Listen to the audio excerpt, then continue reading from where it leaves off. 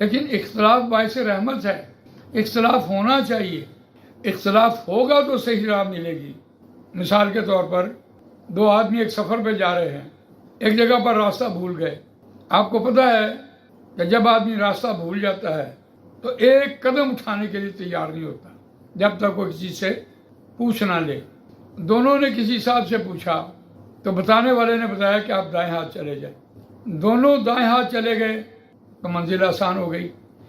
اختلاف ہوا اور کسی جاننے والے سے پوچھا، منزل مل گئی۔ اور پوچھنے کے بعد ایک نے کہا کہ میں نے داہنے ہاتھ جانا ہے، دوسرے نے کہا کہ میں نے بائیں ہاتھ جانا ہے۔ تو یہ جو اختلاف ہے یہ باعث رحمت۔ آج دنیا بھٹک رہی ہے، ہمارے پاس راستہ کون سا ہے؟ نبی اکرم صلی اللہ علیہ وسلم نے حضرت معاذ بن جبل رضی اللہ عنہ ان کو یمن کا گورنر بنا کے بھیجا تو پوچھا معاذ فیصلے کیسے کرو گے؟